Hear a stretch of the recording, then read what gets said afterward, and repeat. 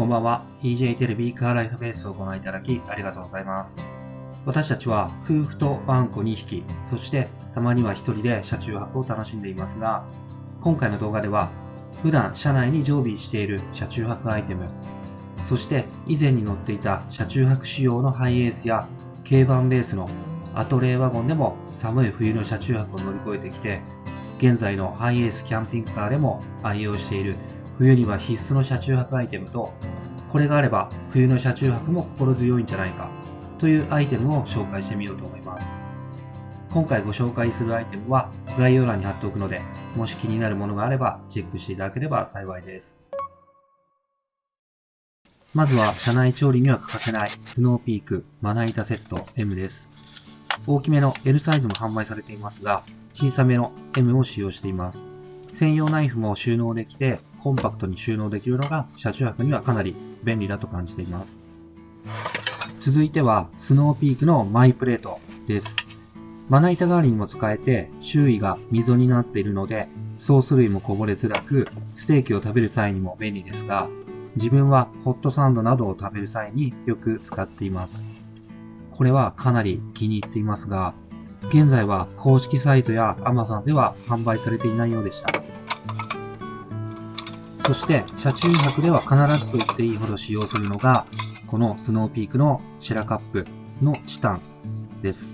これはチタンだけに軽くて丈夫で使いやすく、かなり重宝しています。あとはスノーピークのシェラカップのステンレス。これはチタンとサイズも一緒ですが、ステンレスな分、チタンよりも少し重みがあります。シェラカップはなんとなくその時の気分や用途で使い分けています。そして醤油入れ用の小皿です。確かニトリで買ったような気がしますが、定かではありません。シェラカップで代用してましたが、キャンピングカーになってから車内でお刺身を食べる機会が増えたので購入しました。次はお皿類ですが、こちらもニトリで購入した木製の丸皿です。取り皿にちょうどいい大きさのものと少し大きめのものを2種類使い分けています。あとはスノーピークのテーブルウェア。こちらは少し深めになっているので、カレーなどを食べる際にはかなり便利なお皿です。そしてスノーピークのテーブルウェアプレート。先ほどのものよりも少し浅めで万能なお皿ですが、2種類ともステンレス鋼という材質でできていて、耐熱性も高く、錆びにくく、頑丈で軽いので、使い勝手がよく気に入っています。次は、スノーピークの箸置きですが、普段はあまり箸置きは使わないので、使用頻度少なめです。こちらは、今年に入ってからニトリで購入したお茶碗ですが、味噌汁用とご飯用として購入しましたが、まだ一度も使っていませんでした。そしてこちらなんですが、日本酒を透明なグラスで飲みたくて Amazon で購入した耐熱のダブルウォールグラスですが、割れにくいので他のアイテムと一緒にバッグの中に常備しておくにも最適ですし、寒い冬の車中泊は熱燗をぐいっといきたくなります。さらに日本酒続きでスノーピークのチタン製のおちょこ。そしてこちらがスノーピークのスタッキングマグセット M ですが、最近は使用頻度少なめでした。これでまた美味しいお酒をいただこうと思います。そしてこちらは車中泊アイテムとしても今や大定番のようなスノーピークのチタンシングルマグですが、450と300を自分も愛用しています。氷を入れてアイスコーヒーを飲むには450の方がちょうどよくて、ホットの場合は少し小さめの300の方が重宝しています。これはデザインがかっこいいのはもちろんですが、スノーピーク製品はスタッキングができてコンパクトに収納できるのが魅力でもあります。カトラリー類はこのダイソーで購入した少し伸縮性のあるポーチにまとめて入れてありますが、この中に100均で買ったミニトング、そしてお箸はスノーピークの和吹きという2分割で収納できるものを嫁用と自分用で長さの違うものを使っています。使ってる最中も緩んできたことは一回もありません。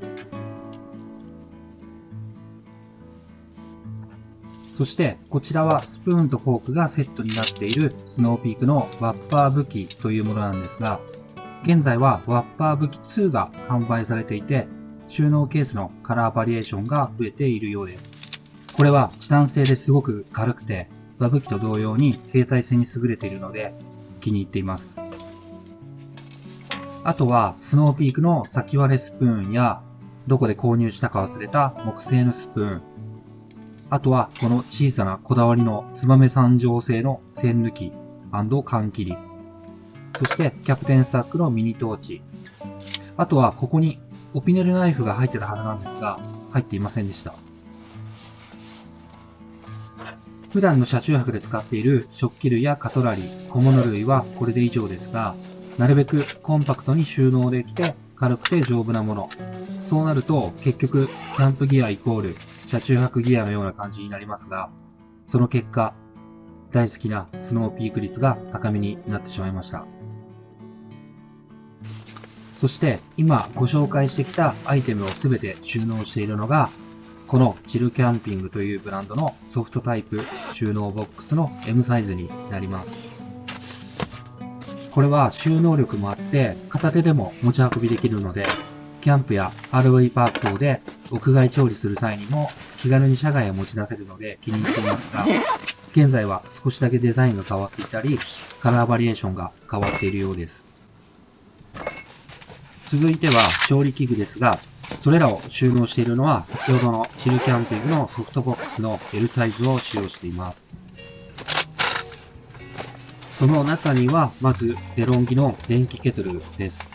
こちらはアイコナヴィンテージというモデルで、容量は1リッター、2人分のカップラーメンのお湯も1回で沸かせられますし、これはキャンピングカー購入時にほぼデザイン優先で購入しましたが、お湯が沸けるのも早いですし、これも車中泊の時にはほぼ毎回使用していてかなり気に入っています。そしてこちらはキャプテンスタックを運営するパール金属さんのコーヒードリップポットです。このサイズで容量は 1.1 リッターあって、IH やガス火でも使えるオール熱源対応なども車中泊の状況に合わせて使えるので重宝しています。次はホットサンドメーカーですが、こちらはバンドックという新潟県三条市の会社さんのブランドのもので、IH 対応でフッ素コートもされていて使いやすくて気に入っています。巾着は知人から山梨土産でいただいた中に入っていたゆるキャンの巾着がちょうど良かったので収納に使っています。続いてはドリテックの2号炊きまで可能な炊飯器です。計量カップやしゃもじも付属していて、コードも取り外しできるので収納にも便利です。ご飯もそれなりに美味しく炊けるので、これはこれで気に入っています。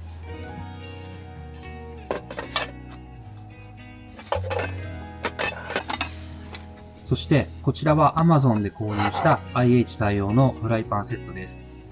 現在は Amazon では販売されていないようで、詳細をよく覚えていないんですが、マーブルコートでくっつきづらく、使い勝手は結構いい感じです。ただ、蓋は付属していなかったので、後で買い足しました。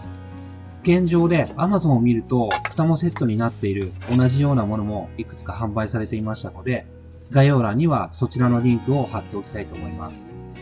サイズは鍋型が19、フライパンが23と27センチになります。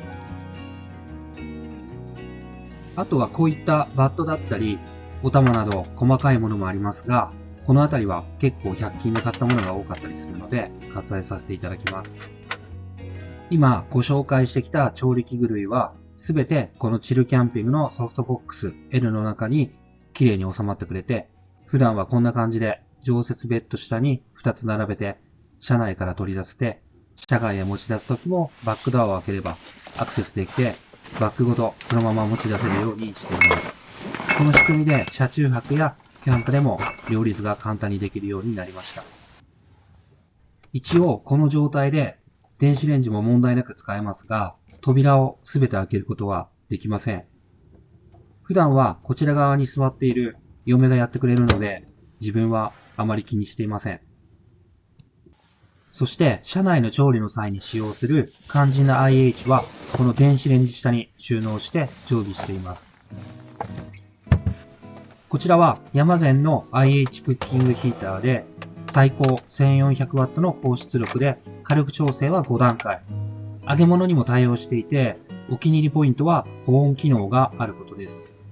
寒い冬の車中泊になると、熱々の鍋を食べたくなったりしますが、温かい状態で鍋を食べながらのんびりと車内で晩食もできるので、これは本当に重宝していて気に入っています。そして IH はもう一つ持っていて、こちらはドリテックの最小モデルのミニチュラというモデルで、このサイズで最高 800W 出力の性能なので、主にはソロの時に使用していますが、火力も十分なので、狭いテーブル上で使う時にもかなり便利だと感じています。そして、個人的に思う冬の車中泊に欠かせないアイテムとしての一つ目はこちらの卓上の加湿器です。キャンピングカーになり、冬場に FF ヒーターを使用すると、極端に車内が乾燥してしまい、体調が悪くなったりしたこともあるので、冬の車中泊では個人的には必須アイテムだと思っていて、これは光のカラーも変えられたり、インテリアとしても雰囲気が良いので冬限定ですが気に入っています。そして冬の車中泊に最も欠かせないアイテムとしては、こちらの掛け式兼用の電気毛布です。こちらはライフジョイという日本メーカーによる日本製の製品で、寸法は 188×130 センチで、2人就寝までならサイズもちょうど良くて、この車両のベッドにもサイズがぴったりでした。この電気毛布は冬限定ではありますが、すでに5年以上使っていて、以前に乗っていたハイエースから軽バンベースのダイハツアトレーワゴンでもサイズがちょうど良く、これ1枚で寒い冬の車中泊を乗り切ってきたと言っても過言ではないくらいに重宝しています。そして冬の車中泊でガス火を使わず、車内で電気毛布などの家電を安心安全に使用できるようになったのも、やはりポータブル電源の存在がかなり大きいと思っています。右側がエコフローのデルタ2ポータブル電源で、左側が今年9月に発売されたばかりの新製品、エコフローのデルタ3プラスポータブル電源です。以前の動画で一度レビューしてますので、詳細な説明は割愛させていただきますが、電池セルは安全性の高いリン酸鉄リチウムで、電源容量 1024Wh、AC 定格出力は 1500W、瞬間最大で 3000W、右側のデルタ2の後継モデルで、エコフローデルタシリーズの特徴でもある、この独特の形状の弱点でもあった AC ポートや USB ポートなどが全て前面に集約され、完璧と言っていいほどのポータブル電源に進化しました。ここで少し番外編的な感じですが、エコフローから面白い製品が発売されたようなので、簡単にご紹介させてください。こちらはエコフローパワーハットという着用型のソーラーハットになっていて、つばのところに USB Type-A と USB Type-C のポートが装着されていて、車中泊やキャンプの際などには、これを被って太陽光発電によってスマートフォンなどを充電できるというエコフローらしい斬新かつ画期的で面白いアイテムになります。そんなエコフローからのお得なセール情報があるので少しだけご案内させてください。エコフローが現在年間最大セールを開催中です。最大 55% オフ、エコフロー Amazon 店では11月22日から12月6日まで、デルタ3プラスと 160W ソーラーパネルのセットをはじめ人気製品がお買い求めいただけます。さらに11月27日と29日の午前0時から2時にタイムセール、12月5日から6日まで48時間のタイムセールも実施します。ぜひご確認ください。エコフローポータブル電源は安全で耐久性の高い LFP バッテリーを搭載しており、急速充電、大容量&長時間稼働、耐久性があるため、アウトドア用はもちろん防災グッズとしても最適でおすすめです。さらに特典情報として、今回のエコフローセールでは、デルタ3プラスをご購入されたお客様に、ソーラーハットの特典をお送りします。数量限定なのでお早めに。概要欄の割引併用可能な 5% オフクーポンコードもぜひご利用ください。結局エコフローの案件かと思われた方も多いかもしれませんが、冬の車中泊を乗り切るアイテムとしては、ポータブル電源と電気毛布の組み合わせは不可欠だと自分は思っています。今、電気毛布をデルタ3プラスに接続して、今日の状態で使用すると 90W くらいの消費電力になります。容量 1024Wh のデルタ3プラスなら、この状態で連続使用しても10時間ぐらいは使える計算になりますが、それじゃあ他の家電を使ったら全然容量が足りないんじゃないという声もあるかもしれませんが、そういった不安がある場合には、デルタ3プラス専用のエクストラバッテリーも発売されているので、それにより電源容量を拡張させるという方法もあります。単純に最初からもっと容量の大きい 2000Wh クラスのポタ電を買えばいいんじゃないかと思ってしまうんですが、自分も 2000Wh クラスのポタ電もいろいろ使用させてもらってきましたが、電源容量が増えるイコール本体が重くなってしまうので、結構持ち運びにもストレスを感じてしまいます。そうなるとやはりサイズもコンパクトで本体重量もたったの 12.5kg。容量 1024Wh で定格出力も 1500W のデルタ3プラスはかなり都合の良いポータブル電源だと感じています。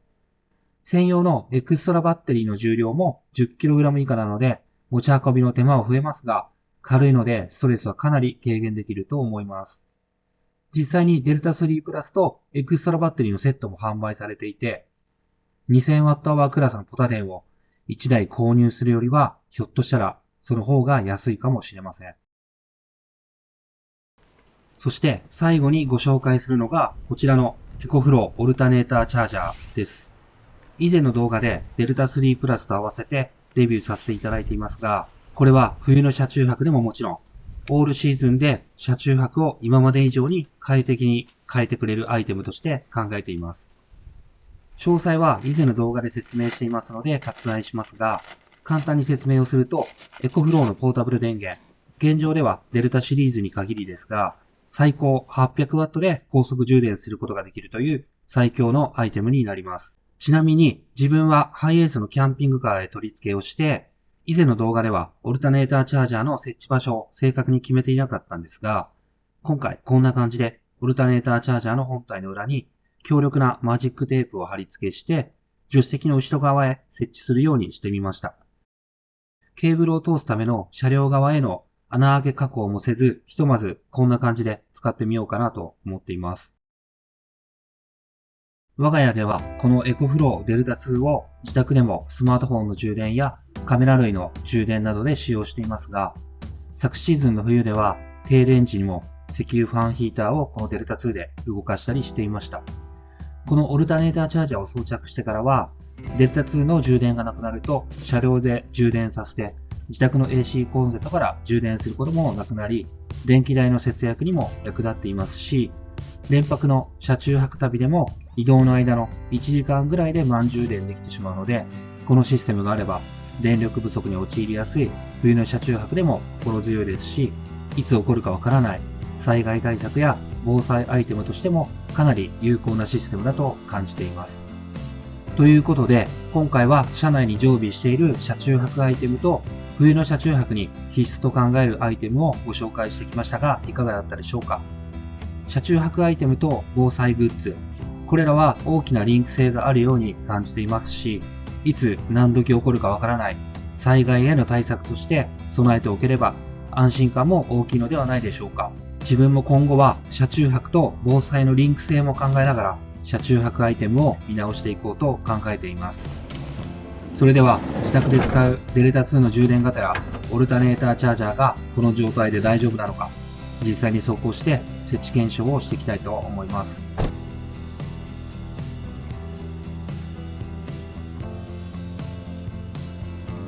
ちょうど30分ぐらい走行して自宅に戻ってきました。今 10% から 65% まで復活しました。マジックテープで固定したオルタネーターチャージャーはこの状態でひとまず走行中も問題なさそうでした。結構段差があったりするところも走ったりしましたが、全然大丈夫そうなので、しばらくこれで様子を見て何か問題があればまた改めて設置方法を考えてみようと思います。ということで今回の動画は以上となります。最後までご視聴いただきありがとうございました。